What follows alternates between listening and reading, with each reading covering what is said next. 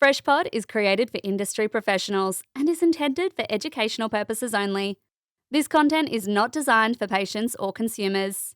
I went into one of our members 2 weeks ago. They basically threw their arms in the air and were like, we just can't grow. We've been trying for 2 years. We've been throwing lots of money at this and we just can't grow. They started taking me through the packages that they've got, their pricing and their setup. I started looking at their numbers. I looked at their rebooking rate. And it was about 40% of their customers were coming back to them, or patients were coming back to them. Their main strategy that they were working on was creating cheaper and cheaper bundles. We're going to come up with cheaper and cheaper bundles to win patients. I sat down, we looked at what their business was doing, and a lot of it was actually around the patient consultation and the setup as well. It didn't feel premium going into their clinic. They weren't able to actually set up a treatment plan that lasted more than one consultation. They weren't able to bundle different treatments into that patient's journey to get them as good as results as possible. Because of that, patients weren't coming back, and their only lever they were pulling was price, and they're effectively just competing with themselves. And that's a huge trap everybody gets into, which is constantly dropping your price to go and win market. And then at some point you're operating at no margin, you can't run your business, and you have to shut your doors. Welcome to FreshPod, the educational podcast for aesthetic professionals building strong, sustainable businesses. I'm Loz McGlynn, and as always, I'm joined by co-host and co-founder of Fresh Clinics, Dr. John Delaney. Hi Loz, hi everyone. I'm Dr. John Delaney, medical doctor and co-founder of Fresh Clinics. Our whole team at Fresh is passionate about helping healthcare practitioners and clinic owners combine clinical excellence with strong business foundations.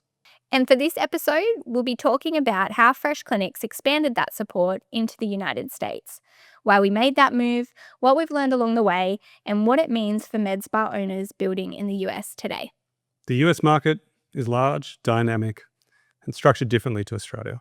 But the fundamentals of what it means to be a healthcare practitioner and owner of an aesthetic business remain the same. If you're building or scaling a med spa in the US, clarity around structure, compliance, and sustainability are the foundations of a successful business. To unpack this, we're joined by Rob Price, our Chief Commercial Officer, who relocated to the US in mid-2025 and is working alongside our growing team and members across the country. Rob brings first-hand insight into the US med spa landscape, what clinic owners are navigating, how the industry is evolving, and what Fresh Clinics is doing to support. Let's get into it.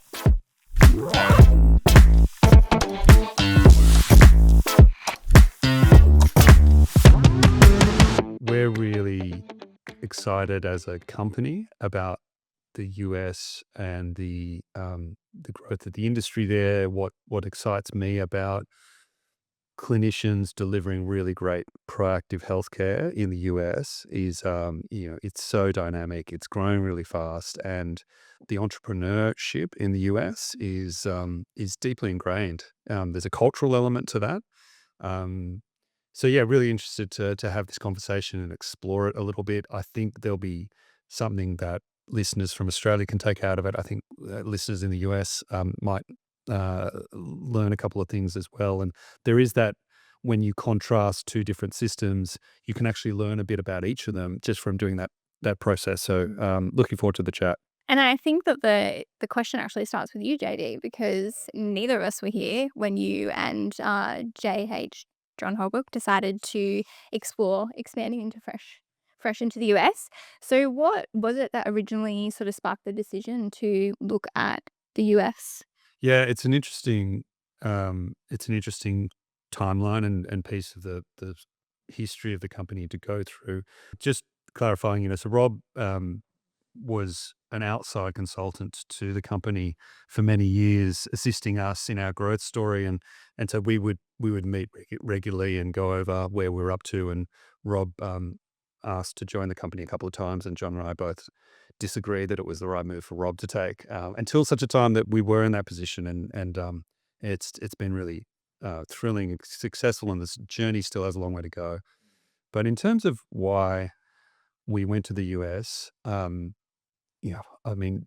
an obvious draw to the magnetism that is the US. It's the world's largest economy for cosmetics and aesthetics. It is the center of most of the innovation, much of the market. And for us, we felt that we were very excited with the business that we built in Australia, John and I, and we felt that there was a fork in the road that we could choose where we could continue growing the Australian business and we could build a nice business that served our lifestyle needs and so on. But, John and I are nothing if not ambitious. And we looked at the other fork in the road and thought the concept that we're delivering here around enabling clinicians to nail consumer healthcare, to deliver that in a safe way, in a compliant way, and in a way that grows their business and serves their communities.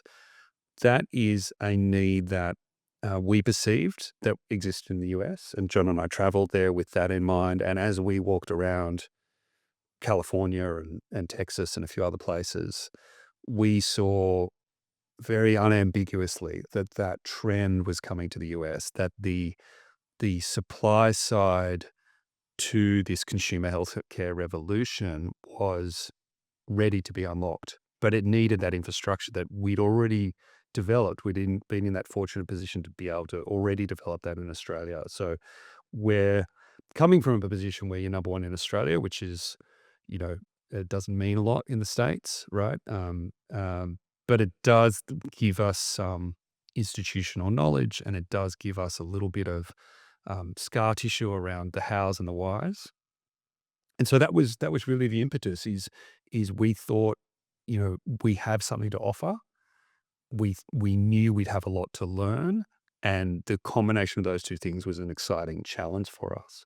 Now, entrepreneurship at its very heart is risk taking, and some of that is, well, you just got to dive in and give it a go. And so that's what we did. We just went over there, started, and we've learnt a hell of a lot along the way, and we can talk a little bit about that as we go. And then for you, Rob, I guess it's one thing to sort of be looking at a market from Australia to the US, but then to actually move over there and really be immersed in it. What are the things you've been there for, over 6 months now? What have been some of the biggest sort of similarities that you're seeing, and what are some of the biggest differences now that you're actually there? Yeah, it's so a lot of Australian startups try to crack the US, and the big lesson you learn really early is you can't do that from Australia. You've got to be in the market, you've got to see all the problems, you've got to press the flesh with the customers that you're trying to solve their problems for as well. And so I was trying to do it side of desk in the evenings and mornings with the Johns, and we had a really good team already in the US, but they didn't have this scar tissue of doing what we've done in Australia and learning the lessons of what we'd learned in Australia. And that's, interestingly, a lot of the challenges we're solving are the same in the US. The profile of our members in the US are the same as our profile of our members in Australia. 90% of them are nurses. They're starting a business for the first time in their journey. They've got this complex regulatory and compliance framework that they need to abide by. They need to learn how to run a business. Some of them need to learn how to become good injectors as well. And so that thread is really, really consistent. The US just has a few different dynamics that make it really interesting, but also quite exciting for our Australian members as well, because we get to see the future in Australia and how it impacts the US, because Australia typically gets products faster and earlier than the US. So we get to see how those products evolve in the Australian landscape. But the US is much broader in its health services. And so I'll give you an example. If we opened up a menu of what a clinic does in Australia, you'd see your skin, you'd see your inject, and you might see some lasers. You rarely see the breadth of other wellness longevity services. You open up a med spa manual in the US, and 70% of it is things that do not currently happen in Australia. So that's hormone replacement, that's weight management, that's broader wellness services, that's broader women's health services as well. And so the breadth of just how much the med spas are tackling is way bigger. And the word med in med spa means something in the US. They genuinely are medical practices that are delivering broader sets of services as well, which means they capture a bigger patient cohort. they can add more value to that patient cohort as well. But at the core, it's still really overwhelming. You're a nurse, and now you've got to understand 10 different areas of medicine. You've got to learn how to inject. You've got to operate in a really complex regulatory space as well. So I'd say Australia's had a similar profile of customer, but the breadth of what the US med spas tackle is much broader than what the Aussie cosmetic clinics change. And I think part of what we're trying to do as Fresh is actually take those learnings from the US and start bringing that into our network and our member base in Oz as well. And I think too, what patients want is exactly the same. So it's like what patients want is to feel like the best versions of themselves and that whole person care. In the US, it's like that's just how patients are looked after in that space. And as you said, something that's certainly starting to happen in Australia, and Fresh is leading the front with that, I think. Yeah. The other thing that's different in the US to Australia, and I've just found it recently from moving there, having a young child who's had sicknesses since we've been there, and their primary care setup is fundamentally different to ours. We can go to a bulk billing GP clinic or your local GP. You're sick, you make a phone call, you can see them that day. The US is sometimes days, if not weeks, of waiting before you get to see a primary care physician. It's expensive. The insurance landscape is complex as well. And so there is this big shift in the US economy right now in healthcare of people looking for care outside of traditional channels as well, and looking at options for cash pay care as well. And so there's this yearning of, we understand our health better because we are able to get tests cheaper than we ever have been able to as well. We've got devices that are monitoring our health as well. Everybody, wrongly or rightly, is getting more health advice than they've ever gotten through, LLMs and ChatGPT and ... So we want more, we're more informed, but the supply side is still constrained. There isn't that many people out there that are giving you access to that at an affordable rate.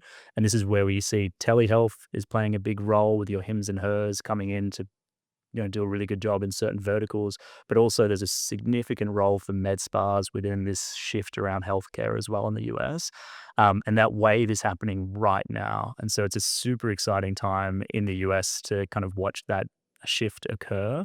But that's happening in Australia as well. All of those things of monitoring health, understanding results, seeking out your own wellness care as well is happening right now in Oz as well. And so being able to see how those two markets evolve and bring those learnings back into Australia is really exciting. And we talk a bit about the differences, but the similarities are really clear in that really good healthcare is still delivered in person.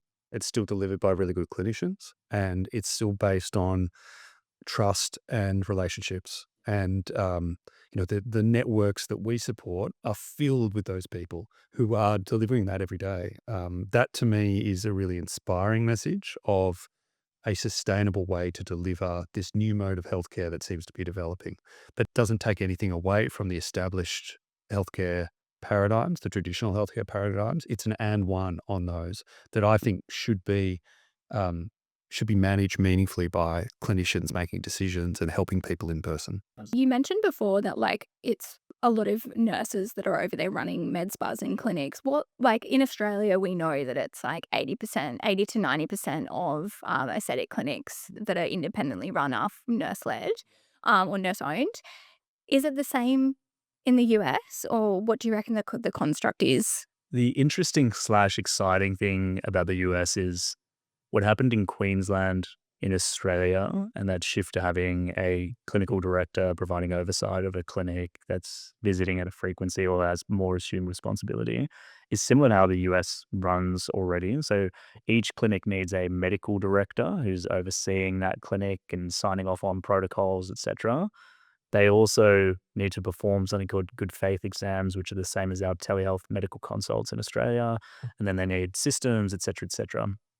So to answer your question directly, most of them are still nurse-led, but the difference in the US is there's just a lot more mid-levels than there are in Australia. So there's a lot more nurse practitioners in the US that specialize in aesthetics and work in this field as well, which means they have different rights and responsibilities of what they can do within their clinic. They don't need to do medical consults because they can do the consults with patients directly as well. Um, the difference in the US also is there's a lot more private equity activity as well. So there's a lot of clinics that are getting bought up and amalgamated into small groups or chains as well.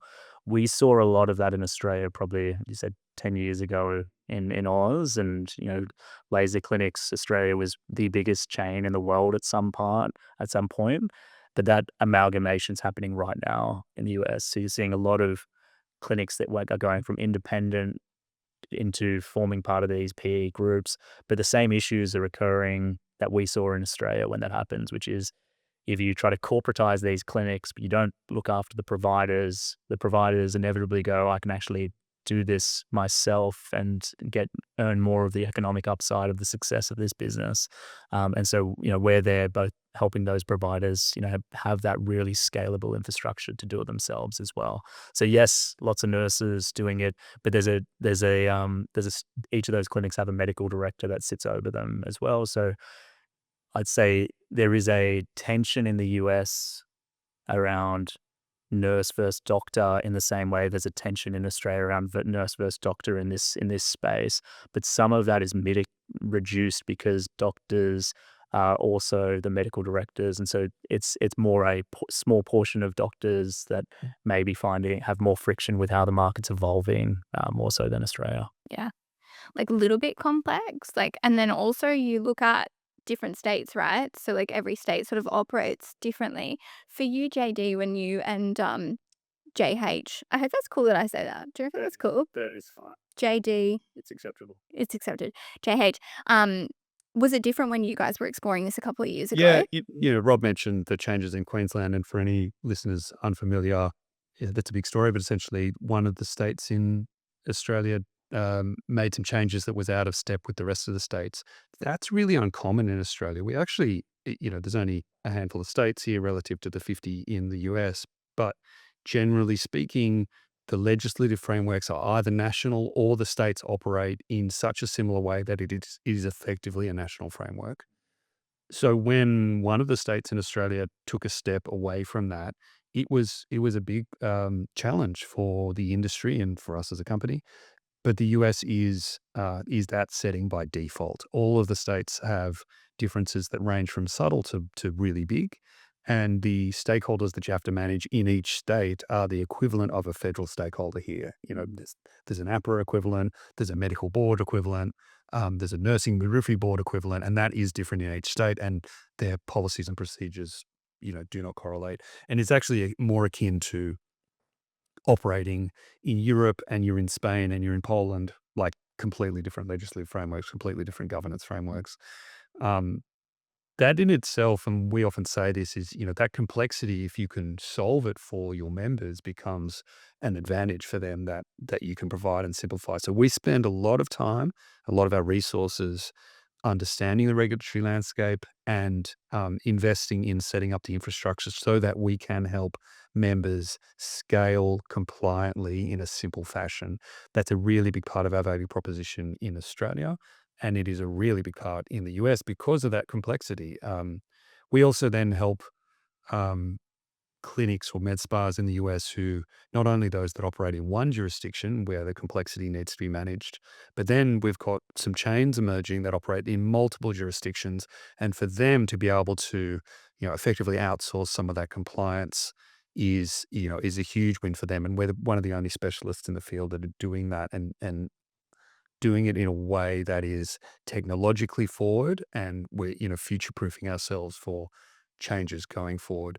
The last point I'll make on that is, because you've got so many different regulatory agencies, because you've got so many different state legislatures, it's quite difficult to stay atop of all of the various changes as they come up.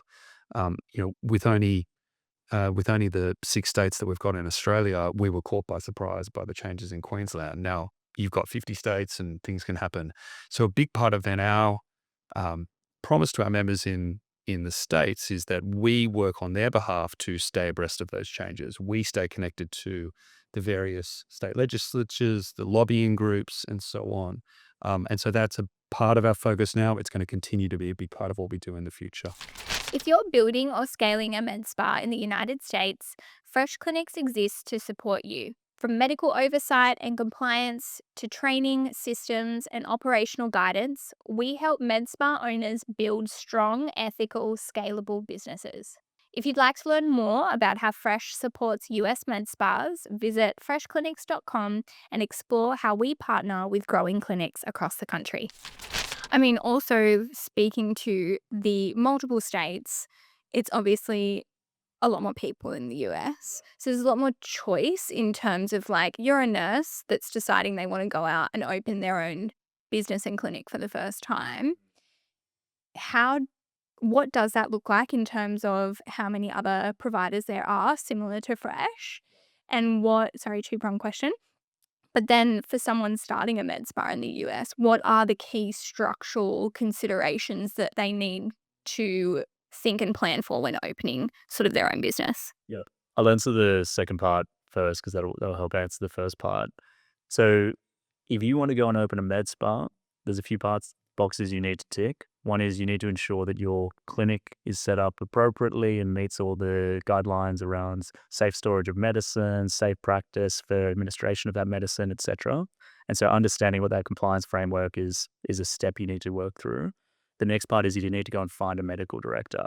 And there's a challenge around finding somebody that's going to be reliable, setting up the legal framework for how you do that, like the contract, and people can spend thousands of dollars, up to $15K, on just getting that contract, that medical director.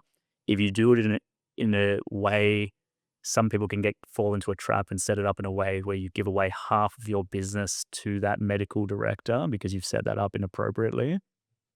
It's another big chunk. Then you've got to be able to get trained. You've got to go source product. You've then got to be able to have a system to be able to keep all your records, etc. So there's lots of building blocks to set up. We play across all of those 5 building blocks that I just mentioned: the compliance setup, the medical director, the good faith exams, the product support, and the technology as well. In the market, because the US is so big, there's players that specialize in one of those verticals. So they might be good at finding a medical director, or they might be good on the good faith exams. There's none that do the whole spectrum across all 5 of those. We do have a couple of competitors that we call them platform providers, that do bits of those elements. But where Fresh really focuses and doubles down is around the clinical support.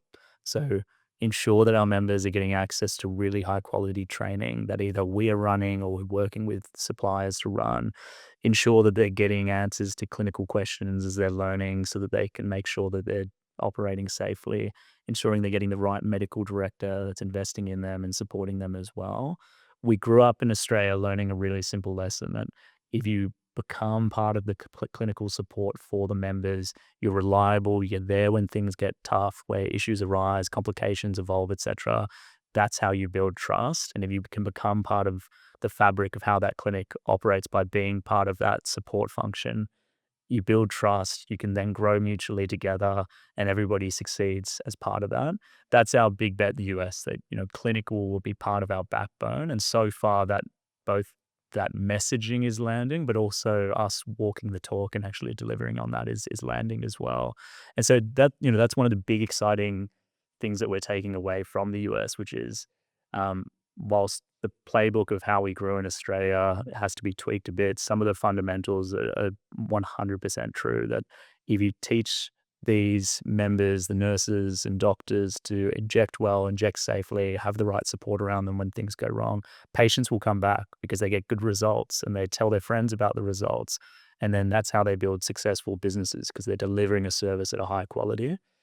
Yes, the marketing side is important. Yes, it helps to be able to do Meta ads and Google ads, etc. well. But if you're delivering bad outcomes when the clinic door shuts, you're not going to build a viable business. So it all starts by being an effective injector or an effective practitioner in the health areas that you're supporting. Yeah, and I'd just add a further point to that, which is pretty important, I think, to make, is that clinical focus, that hasn't been dreamt up in a strategy session. That isn't a a go to market plan to win customers. That's DNA for us. John and I, as the co-founders of the business, are both clinicians, and what we're describing here around clinical training and clinical support, that's just the way healthcare operates, right? And we don't see this as being any different from that. So when members who may be listening now were training in the hospital, for example, you knew you had camaraderie and community. You knew you had training, and you knew if something went wrong, you had someone who had your back. That shouldn't change just because you're now out on your own, running your own business. That shouldn't change, and we should be able to, with new technology and with all the effort that we can muster, ensure that you do feel connected, you do feel supported, you are getting training, and you are able to connect with like-minded colleagues and learn together in a spirit of abundance and of collaboration. There's lots and lots we can learn from each other. There's lots and lots of patients around that we're all able to grow our businesses together with that particular focus. So that's core for us. That's not changing. That is our DNA, and we aim to help support good clinicians to be able to grow their med spa, nail that consumer delivery, and do it in a way that helps them feel connected to their clinical journey. I think because that has been the bedrock of how you built Fresh with JH, that is something that every single time we ask our members their biggest reason for joining us, it is around medical oversight, compliance, and clinical confidence. I think for nurses, particularly who have come from a hospital environment where they are used to working with a team of people, they then go out on their own, and that feels isolating and they can feel quite disconnected. And so to have that infrastructure and support and that clinical confidence through the way that we support them, I think then translates into their patient experiences, their patient outcomes, and then in turn the success of their overall businesses. So I think, again, it rings true in Australia and it rings true in the US. For you both, Rob, being over there at the moment, do you feel like there was a bit of a gap in that? Like, what did that look like? I mean, in the US, it's uncommon that you can get high quality training for free. Most nurses, doctors, estheticians that are in this space, they're all spending $5,000-$6,000 to go and do a 1 or 2 day course, and that's not introductory. That's each time you want to do a refresher and learn more as well. So there's a gap in the US around training and accessibility to that training as well, and really high quality off-label training to develop your skills in other areas as well. There's also there's also, when we went over and said we manage medical complications in aesthetics, that is a completely foreign concept. There's nobody that's stepping into that void around complication management. That's something that we do really well in Australia and something we're increasingly doing well in the US as well. So those two ingredients are a big part of clinical. Can you inject? And when things go wrong, do you get support wrapped around you as well? We've helped fill part of that void. We're still filling it. There's work to be done to continue to go there, but that's a space that we're playing in. And to JD's point, it's because it's part of the DNA of how we operate. We didn't want to go in and be a pure tech player and go, hey, here's a platform, go for your life, and we'll step away. It's part of solving the hard problems is leaning into that clinical area and unpacking the complexity, and then actually being there for your members when they have issues. So that's going well and resonating really well in the market. Yeah. And to put a little bit of color around that, we manage more complications within aesthetic cosmetic medicine than almost anyone in the world. Every week we're managing, just as a consequence of the fact that we oversee so many treatments, there are infections and vascular occlusions and nodules and ptosis and all the things that come up in the course of ordinary practice. But some of them you might not see in your whole career. You might see only once or twice. We see these things weekly. And we have the competence, we have the long-standing experience to be able to manage these things, manage them really well remotely, track the performance of that complication management, how well the patient's doing, and so on. We've got all that built, and it's robust, and it's there to be shared amongst our clinical community. So as we bring that to the US, you're quite right, Rob. When we started talking to people about what we intended to do, eyebrows went up. People thought that was mad. We just think that's just good clinical medicine, and that's the vision of transforming all of these separate little med spas, transforming all of these separate med spas from independent and isolated to connected and supported is a massive driver for us. Absolutely. And I think the other part of the community for us is as much the members who own the med spas, which are predominantly nurses, but it's also the medical directors as well. And so they're another really important part of the fabric for how these clinics need to operate. And we've been able to build a good community of medical directors where we lean into the actual coaching. We do monthly M&Ms where we talk about complications that occurred across the network. We lean into education for those medical directors so that they can feel more effective in providing their supervisory support as well. And so that's a unique part of the US is actually building that network of medical directors that want to invest time and support these med spas to grow as well. One of the other things that we say often here and truly mean it is for each of the members, for each of these clinicians, business owners, success means different things. And we want to support whatever their definition of success is, right? It might be a couple of days a week, more time with the kids, a little bit more money in the pocket. It might be scaling the next, multi-site number one med spa in your particular city.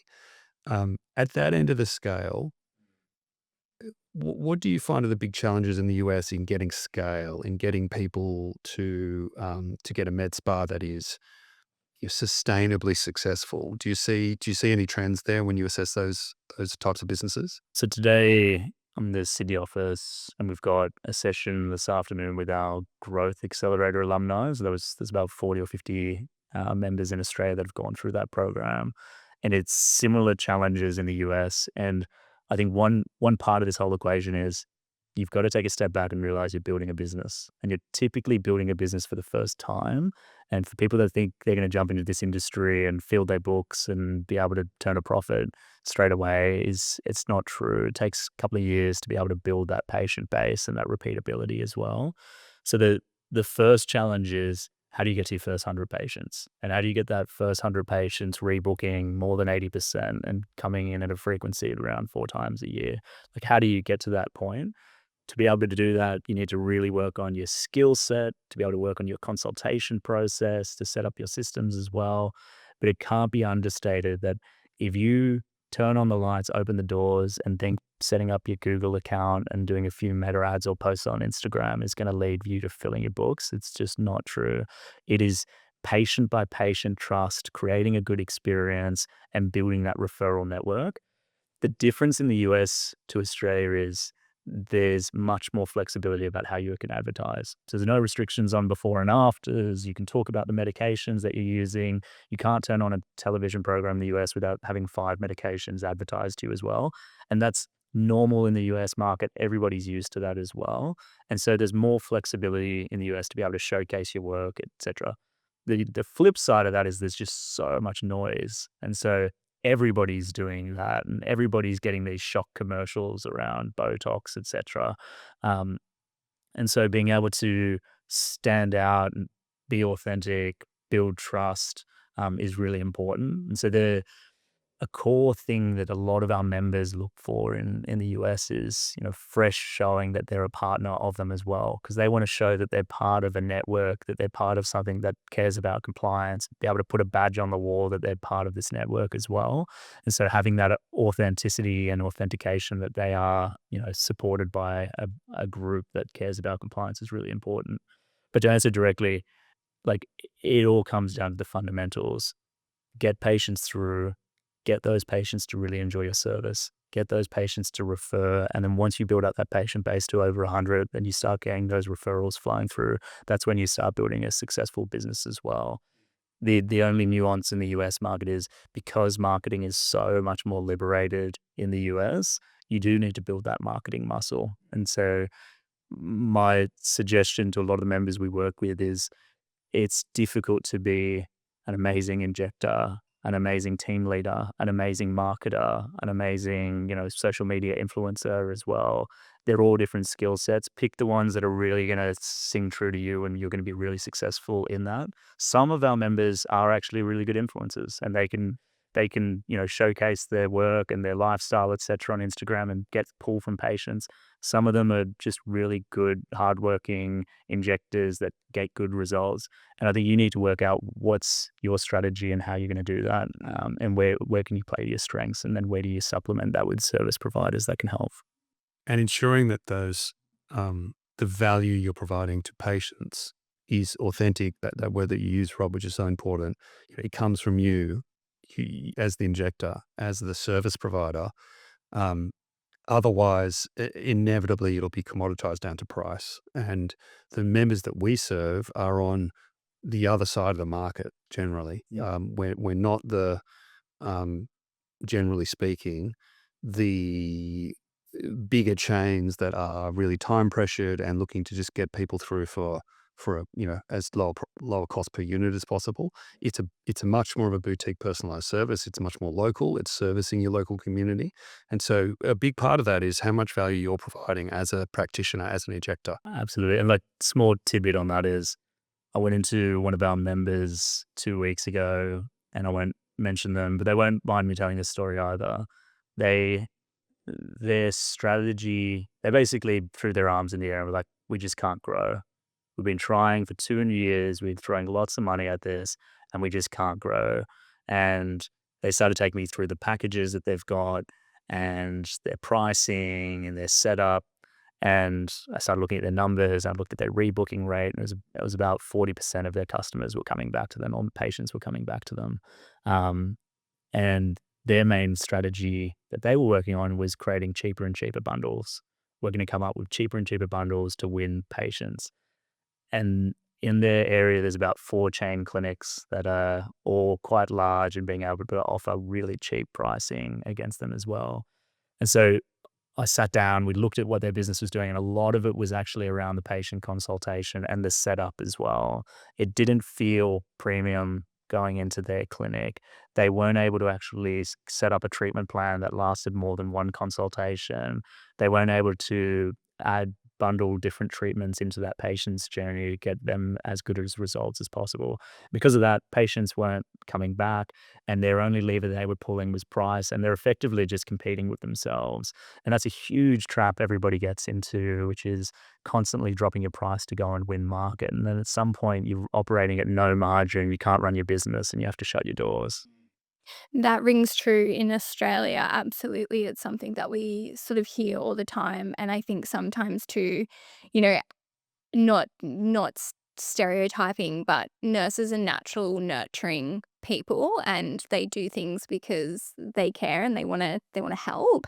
And that means that sometimes that can translate into financial barriers being an assumption of everybody that's walking through the door.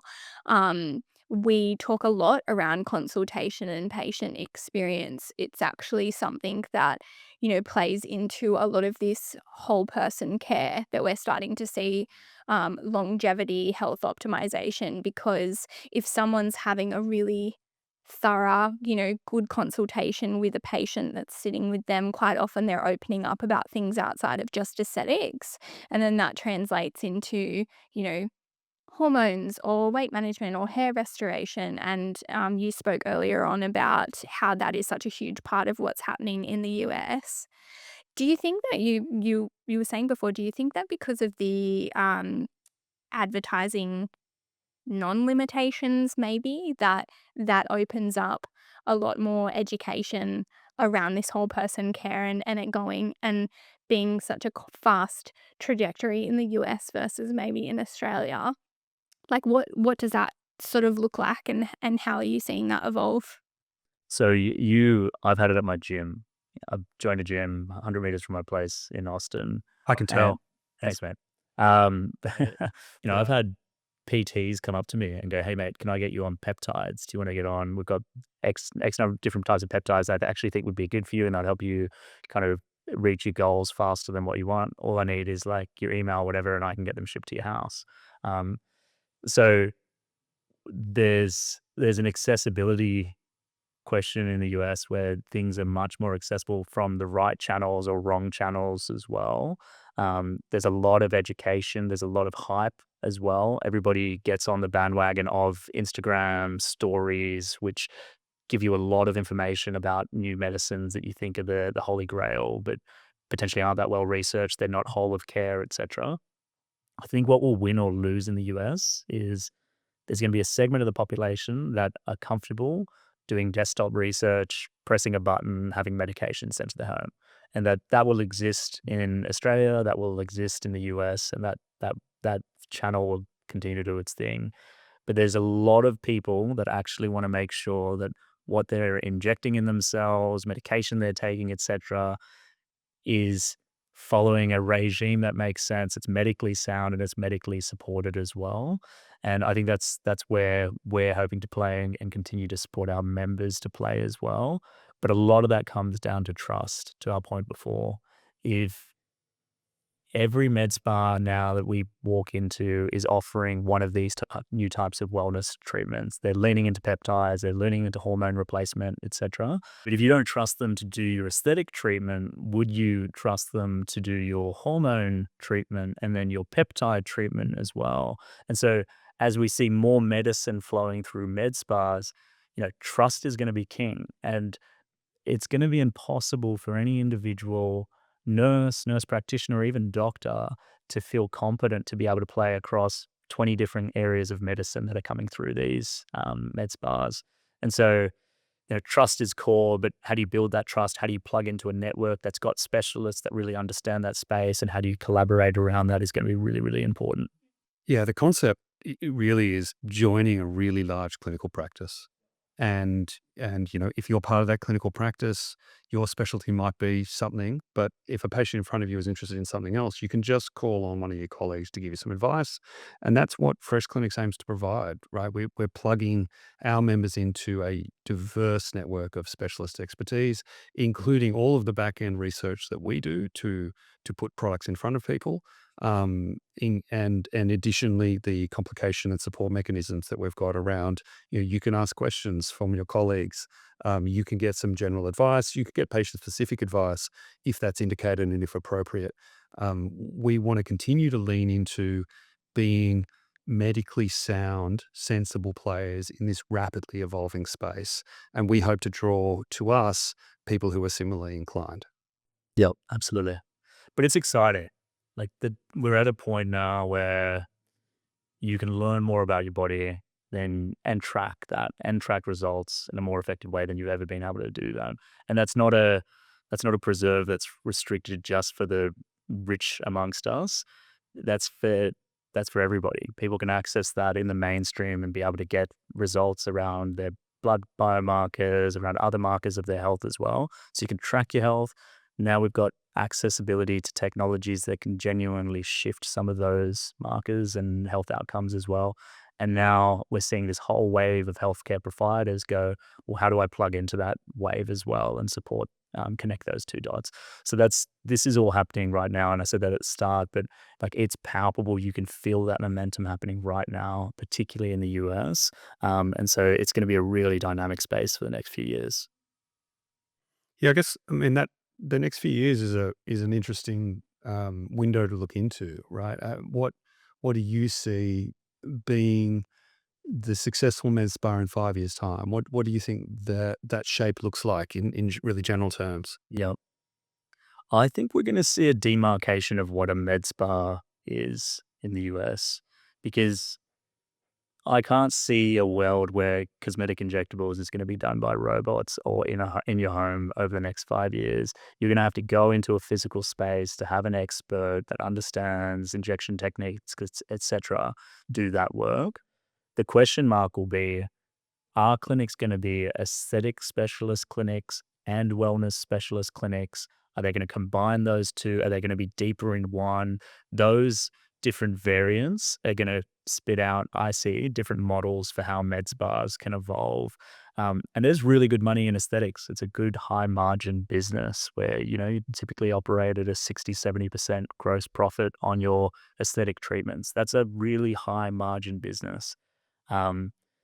You may not be able to get access to those same margins in some of these other health areas, but patients are stickier. There's less expertise that's required to do certain elements of that as well. And so there's going to be different models that I see emerge around aesthetic deep versus wellness deep versus women's health deep, etc. And each of those will capture different segments. I think another exciting intersect that's going to happen is, men are going to start getting serviced by these clinics at a way that they currently aren't. Less than 5% of our entire patient base that flows through our entire Australian network and US network is male. That's partially because of the uptake of how many men do aesthetic treatments. A lot of men are much more conscious around their hormone levels, around wellness, etc.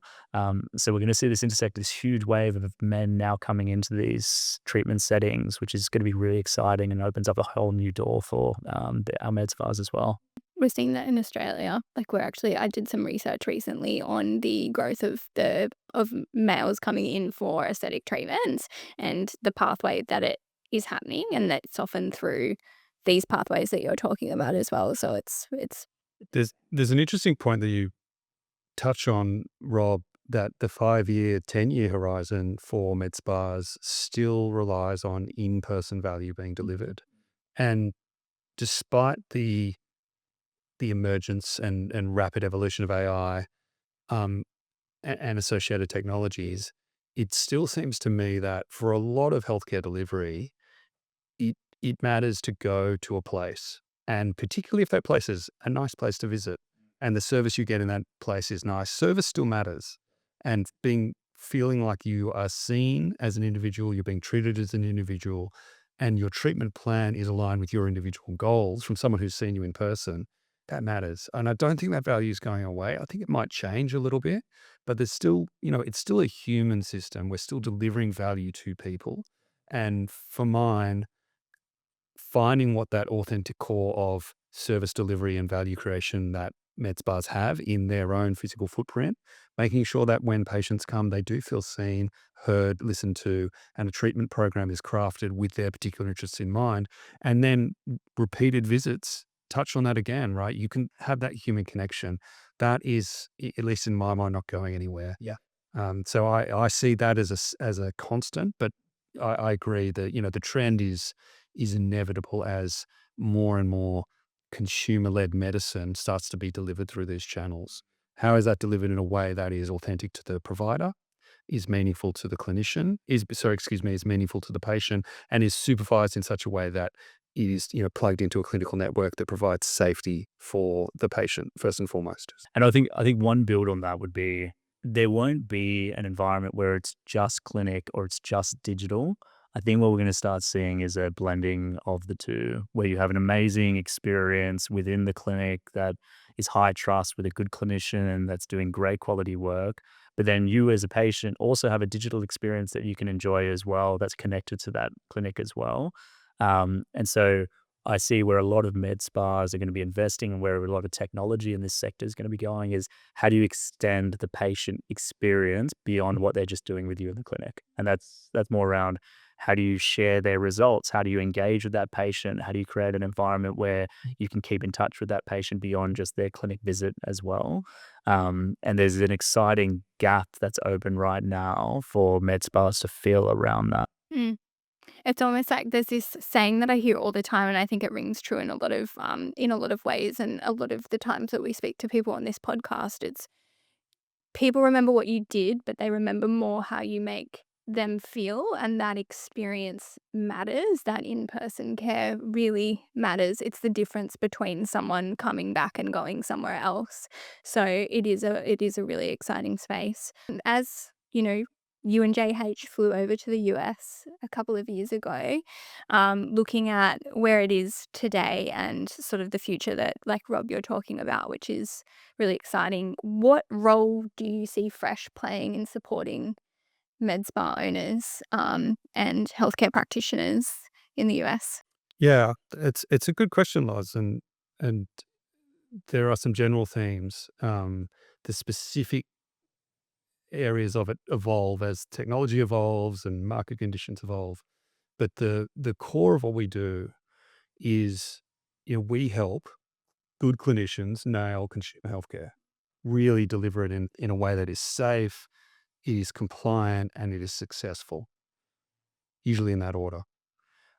For us, that represents our core role that we're not going to change from. So if you're looking to start, grow, or expand your clinic, we think we are in a really great position to be able to support that journey for you.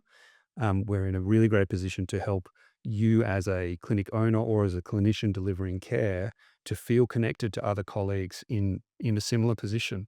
We believe that training, just as it is in the hospital setting or the general clinical setting, should be available to people so that they can improve in their skills. We believe that complication management is not an area for competition. That is an area for collaboration. And we want to be at the forefront of that. We think that compliance should be as effortless as it possibly can be. And we all need to be compliant, but there are ways in which we can incorporate that into technology and process such that it becomes a default setting rather than a difficulty a hurdle that people must overcome. So for us, we want to wrap all of that into really great technology that makes people's lives easier, not harder, and continue to deliver that with really great service and an appreciation that the business owner here, the clinician, is the star. That's the person we're trying to support. That's the person who's taken the risk. That's the person who often is trying to put food on the table. How can we help them to achieve their goals, whatever that looks like, whatever success looks like for that person? How can we be in their corner so that they can achieve that? And inevitably, as something happens, as there is a wobble or something goes wrong, how can we be there to support them and get them back on track? So for us, that represents our role today. I don't see that changing in the future. I think we're going to continue to be there. The specifics around how we do that will probably evolve with technology. There's a lot of excitement around technology at the moment, right? It seems like it's become, you know, easy to create software. I think there's nuance to that. I think it's easy to create software. It's hard still to create good software. You've got to know the industry. You've got to know how clinicians work in a med spa and be able to craft software that delivers on their workflows and creates compliant paperwork in the background. That's a lot to know. It's a lot to deliver in a way that feels effortless. That's our campaign. That's what we're working on right now. And I think we've got a unique vision. We are clinicians that baked into our DNA. A big percentage of the people who are employed in our business are doctors, registered nurses, clinicians, particularly on the compliance side. We invest heavily to know what we need to know from a legal point of view, and then we wrap that all up in, hopefully a really accessible package. So we're really committed to supporting clinics in the US and growing that element of our business. We're super excited to be there, and I love speaking with med spa owners over there. I love going to an event over there where we articulate this vision, and we get that smile back where people say, goodness, where have you been all my life? Like this is what I've been like crying out for, which is that, that collegiality. I want to feel connected. I want to feel safe. I want to just do good work, and know that I've got the backing of a big, a scaled institution that's able to help me out. That's why we want to step in. And only like closing point on that to just make that last bit really land is we just ran an event in Chicago, and to JD's last point, they were the exact words. A lot of these clinic owners had their business for 3 years, and they go, "Gosh, if only you guys existed 3 years ago, and you helped me set up those things. I went through so many challenges just being able to set up that infrastructure." So we're excited to work together, and we're excited to bring that to the US market. I've really loved this chat, Rob. It's been so good to see you back in Australia for a very short stint, but cool to hear about the US. It's actually the first time I'm sort of hearing some of this stuff and the origin story as well. JD, do you want to just chat through what you think some key takeaways are from Yeah. the conversation? Agree, great chat. One of the key takeouts has been that the tacos are significantly better in the US. Australia doesn't, we do okay, but it's a bit Tex-Mex and John Holbrook, who's our other co-founder and a bit of a taco aficionado, turns his nose up at the Australian tacos. So it is good to get over there and enjoy that.